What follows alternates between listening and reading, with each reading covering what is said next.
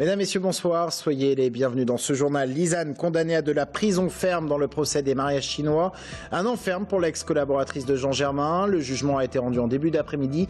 Tous les prévenus sont reconnus coupables et ont été condamnés, les autres en tout cas, à de la prison avec sursis, à payer des dommages et intérêts également. François Lagière se voit même interdire toute activité dans la fonction publique pendant 3 ans. Après Grenoble, la chasse à la voiture est-elle lancée dans le centre de Tours? La mairie a en tout cas lancé la piétonisation de 2 nouvelles places dans son quartier ancien et souhaite étendre les zones 30. Après 3 ans d'activité, le salon Joséphine va fermer son salon à Tours malgré un grand succès rencontré faute de partenaires. Il ferme faute de partenaires, le salon de coiffure sociale proposait des coupes à très petit prix aux défavorisés. Avec lui, l'école de coiffure sociale va elle aussi fermer ses portes. Le jugement était attendu dans le procès des mariages chinois. Il a été rendu en début d'après-midi. Tous les prévenus ont été reconnus coupables. Lisanne en premier chef, l'ex-collaboratrice de Jean Germain, écope d'un an de prison ferme. Une peine au-delà donc des réquisitions. Et les autres prévenus dans cette affaire d'escroquerie de prise illégale d'intérêt, au détriment notamment de la ville de Tours, écopent quant à eux de prison avec sursis. Le détail avec Romain Delvin. Le chapitre judiciaire des mariages chinois est terminé pour l'instant et les 4 personnes présentes au tribunal cet après-midi sont reconnues coupables, à commencer par Lisanne. L'organisatrice des noces romantiques est condamnée à 30 mois de prison, dont 18 mois avec sursis. Les juges ont retenu l'escroquerie, la prise illégale d'intérêt et l'abus de biens social. Lisanne pourrait donc retourner en prison car sa détention préventive ne couvre pas la peine d'emprisonnement. Je crois toujours justice, je crois, on est dans l'état de droit. C'est ce que je sais jusqu'à maintenant. Et voilà, donc je pense qu'on va réfléchir à tout ça. Et je crois Maître Chotan, c'était pas de mon combat, voilà. Je pense que ça continue. Ça continue. Lisanne pourrait donc faire appel, ce que n'a pas confirmé son avocat. L'appel, Jean-François Lemarchand l'envisage également. L'ancien directeur de l'Office de tourisme écope de 10 mois de prison avec sursis pour détournement de fonds. Cette décision n'est effectivement pas conforme à ce qui a été et ce qui est toujours la position de Jean-François Lemarchand dans cette affaire, qui est, il le redit actuellement, totalement innocent de l'ensemble des faits qu'on lui reproche. Ni François Lagière, l'ancien directeur de cabinet de Jean Germain, ni son avocate n'ont souhaité s'exprimer à l'issue du jugement. Lui qui est coupable de complicité et écope de 15 mois avec sursis. Arlette Bosque, ancienne adjointe au maire et proche de Jean Germain, était dans la salle du tribunal aux côtés de François Lagière. Selon elle, la condamnation de François Lagière est due en partie au comportement de l'ancien maire de Tours. Je pense que c'est lui qui était visé. Je pense. Je sais pas s'il avait été là, si ça se serait passé comme ça. Je sais pas. Écoutez, c'est une affaire vraiment malheureuse qui, pour un certain nombre de gens qui ont vécu avec l'équipe, Jean-Germain, tout ça, c'est un vrai martyr, cette affaire-là. Une affaire judiciaire, en tout cas, qui n'est sûrement pas terminée au vu des sommes à rembourser. Plus de 500 000 € à la ville par Lisanne, son mari et François Lagière. Plus de 100 000 € à Tours Plus par Lisanne et son mari. Et plus de 120 000 € à l'Office de tourisme par Lisanne et Jean-François Lemarchand. Ils ont tous 10 jours pour faire appel de la décision. Et pour aller plus loin sur ce plateau, Jacques Benzakoun, directeur départemental adjoint de la Nouvelle République d'Indre-et-Loire. Bonsoir Jacques. Bonsoir. On a pu dire ici ou là que ce procès était aussi le procès du système Germain quelque part, un procès et une lecture politique. Oui, bien sûr. Je crois que c'est, d'ailleurs Arlette Bosque l'a dit tout de suite avant nous, c'est effectivement le procès d'un système qu'on devinait mais dont on ne connaissait pas tous les détours. Ce procès a un peu explosé au moment du procès. Il y a eu des choses qui ont été dites, notamment par ses proches, notamment par François Lagière. Je crois que c'est lui qui a eu la parole la plus forte et la plus sincère, et celle qui a mis en exergue cette omerta que Jean Germain avait imposée autour de lui sur cette histoire des mariages chinois et sur sa relation avec Lisanne, qui a été le pied fragile, on l'a vu à la fin, mais de son dernier mandat, et ce qui lui a pourri son dernier mandat, et qu'il a aussi sans doute compté un 4e mandat qu'il aurait pu obtenir sans doute. Quels sont les points qui permettent d'avoir une lecture politique de ce procès ? Bien, les points, c'est que tous les gens qui ont été condamnés, François Lagière était un proche de Jean Germain, Jean-François Lemarchand était aussi un proche, ils faisaient tous partie depuis le début, depuis 1995, du système Jean Germain, ils ont grandi tous avec Jean Germain. On a entendu aussi le nom de Gérard Gernot qui a été cité, l'ancien premier adjoint, qui a été obligé aussi de couvrir des actes illégaux. Donc tous ces gens-là faisaient partie d'un système pyramidal dont la tête était Jean Germain. Il a imposé ce silence pour se protéger, et pour se protéger, il a mis en danger tous ses collaborateurs, et c'était la ville de Tours, c'était le département, c'était le conseil général.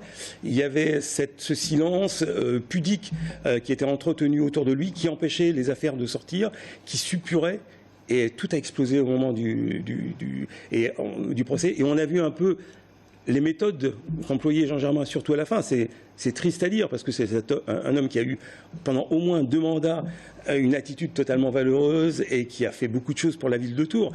Arlette Bosque disait tout à l'heure, ça va entacher un petit peu notre réputation. Oui, parce qu'il faut reconnaître que la ville de Tours a été transformée, et bien transformée, et qu'il a bien fait son travail pendant au moins 2 mandats. Mais ce dernier mandat a été une catastrophe, et essentiellement à cause de cette histoire. Merci beaucoup, Jacques, d'être venu nous apporter votre éclairage et puis décryptage à suivre également de ce jugement avec notre consultant judiciaire, l'avocat Marc Morin. Il est notre invité ce soir. Rendez-vous à la fin de ce journal. À Blois, le jeune homme qui était en garde à vue, entendu comme le principal suspect dans le meurtre d'un sexagénaire retrouvé mort à côté de la gare la nuit de la Saint-Sylvestre, a été mis en examen et écroué. Il a 16 ans, il est originaire d'un milieu très difficile. Il avait reconnu avoir infligé des coups violents à la victime, un ancien facteur rencontré dans le quartier Gare ce 31 décembre au soir. L'adolescent affirme que le sexagénaire était ivre et l'avait insulté. La réponse, un premier coup de poing, l'homme tombe à terre, laisse tomber 2 cartes bancaires récupérées par l'adolescent. Ce dernier lui donne alors des coups de pied au visage pour récupérer les codes. En vain, le sexagénaire décédera d'une hémorragie cérébrale. L'adolescent affirme l'avoir laissé conscient. Dans le reste de l'actualité, après Grenoble, Tours prend-elle le virage de l'anti-voiture en ville? Pas dans les mêmes proportions, bien sûr. Toujours est-il que les zones 30 vont être étendues. La mairie prévoit également la piétonisation de 2 places du Vieux-Tours, Grand Marché et Châteauneuf, sans savoir pour le moment dans quelle proportion. Aurélie Renaud. À la place des voitures, imaginez des espaces fleuris. Voilà la première phase de réhabilitation de la place de Châteauneuf, ou en tout cas son projet. Car la mairie souhaite, à l'image de Plumereau ou de la rue du Commerce, donner la part belle aux déplacements doux dans le centre historique. Châteauneuf est concerné et la place du Grand Marché aussi. Le projet, bannir le stationnement automobile. On hésite entre 2 solutions. Zone piétonne qui interdit toute circulation, ou une zone de rencontre. C'est associer voitures, piétons, enfin circulation douce, sans trottoir, mais avec une circulation à 20 km/h. 1 million d'euros, voilà ce que devrait coûter la réhabilitation de la place de Châteauneuf en zone piétonne. Ce réaménagement n'est encore qu'un projet, mais l'adjointe au maire en charge de la circulation souhaite profiter de l'année martinienne pour amorcer sa planification.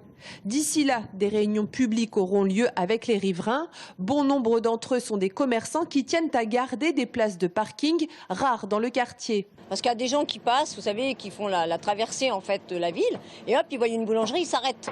Bon, s'ils sont à pied, ils ne vont pas venir exprès. Quand vous êtes à pied, il faut aller exprès chez le commerçant. Et là, non, pour nous, ce ne sera pas intéressant. Enlever de chaque côté, donc ce qui veut dire qu'effectivement, c'est qu'une rue uniquement passante, mais sans pouvoir se garer. Là, effectivement, pour le commerce, ça devient gênant. On a besoin de faire venir nos clients, et nos clients se déplacent en voiture, puisqu'ils viennent chercher quelque chose de précis chez nous. Enfin, toujours côté circulation, les zones limitées à 30 km/h se multiplient. Sur cette carte en bleu, les zones déjà concernées, avec en rose le quartier des Prébandes en cours d'aménagement. La mairie étendra la limitation au nord et au sud de la ville ces prochaines années, les grands axes restant bien sûr limités à 50 km/h. En bref, c'est une conséquence de l'état d'urgence. Le traditionnel et fameux carnaval de Mantelan en Indre-et-Loire est annulé. Pas d'édition 2016 le 14 février prochain. Trop cher pour en assurer la sécurité. Une sécurité qui serait par ailleurs difficile d'assurer dans les rues de Mantelan. On regarde la configuration de la commune. Selon un rapport de la gendarmerie, le carnaval avait attiré l'an passé près de 5000 visiteurs. Les chars de l'édition 2016 seront donc présentés En 2017. La politique en bref, Guillaume Pelletier nommé porte-parole du parti Les Républicains au niveau national. Le maire de Nain-sur-Beuvron partage ce poste aux côtés de 3 autres personnes dont Valérie Debord ou encore Guillaume Larrivé, cofondateur de la droite forte avec Guillaume Pelletier et Geoffroy Didier. C'est une aventure de 3 ans qui prend fin à Tours. Le salon de coiffure sociale Joséphine va fermer ses portes faute de partenaires. Le salon rencontrait pourtant un vif succès auprès des personnes défavorisées en proposant des coupes de cheveux à très petit prix. Avec lui, c'est aussi une école de coiffure qui va fermer ses portes. Sabrina Melout. 3 ans et 3 mois, le bébé Joséphine ne pourra pas s'épanouir à Tours. Si 350 000 € ont été initialement investis en fonds propres, l'association n'est pas parvenue à trouver un partenaire social en région centre à qui confier le projet. 3 salariés, un budget annuel de 85 000 €. Aujourd'hui, l'association n'est plus en capacité de porter ce projet seul. Une lourde déception pour Jean-Charles Aponté et ses collaborateurs. C'est une aventure sociale extraordinaire qui change la condition féminine depuis 2006. Lucia Iraci rend aux femmes une dignité mise à mal par des parcours de vie sans nom, indescriptibles. Mais la sanction ne s'arrête pas là. L'école française de coiffure sociale basée à Tours, elle aussi, devrait fermer ses portes au mois de février. Médecins, psychiatres, cancérologues, la formation avait pour but d'enseigner à une dizaine d'élèves en moyenne l'avenir de la coiffure. 75 000 €, c'est le budget annuel de l'école que l'association ne peut plus supporter. Depuis 2006 que Lucia Iraci a créé l'association Joséphine pour la beauté des femmes, il y a une somme d'expériences qui se compile et qui est devenue depuis 2015 une formation. En cours de référencement auprès des partenaires sociaux et du ministère. Et malheureusement, cette école elle a été créée en fonds propres aussi par l'association Joséphine pour la beauté des femmes. Et aujourd'hui, il est plus possible de la maintenir en activité alors nous en sommes à la 2e session de formation, alors qu'à 2 sessions supplémentaires, elle devenait totalement autonome financièrement. Pourtant, Joséphine connaît un succès grandissant depuis 3 ans. Près de 80 travailleurs sociaux participent au projet. Dans ce salon de coiffure, les services les plus complets étaient facturés 3 € contre une centaine dans un salon classique. Elle est partie à 109 ans. La doyenne du Loir-et-Cher nous a quittés. Simone Becquerot avait été institutrice, puis directrice de l'école de Saint-Ouen près de Vendôme. Elle est décédée hier, à l'âge donc de 109 ans. Les sports, le Tours FC se déplace demain à Paris pour le compte de la 20e journée de Ligue 2. Les Tourangeaux rencontrent le Paris FC et non pas le PSG. Les hommes de Marco Simonet restent sur une défaite contre Lorient, mais l'entraîneur croit en ses joueurs. Il refuse d'ailleurs en plein mercato d'hiver de vendre un seul joueur du Tours FC. On l'écoute au micro d'Amanda Breuer-Rivera. Les marchés d'hiver, c'est les marchés des pauvres. C'est un marché qui n'apporte rien. C'est le marché de la desperation. C'est le marché qui, même si on n'est pas dans une condition économique d'urgence, les clubs ils essaient de réparer quelque chose qui ne s'est pas bien marché. Non? Moi, aujourd'hui, franchement, je dois rien réparer. Je suis content de ces groupes-là. Ils sont tous coupables. Dans un instant, on décrypte le jugement qui est tombé dans le procès des mariages chinois avec notre consultant judiciaire, l'avocat Marc Morin.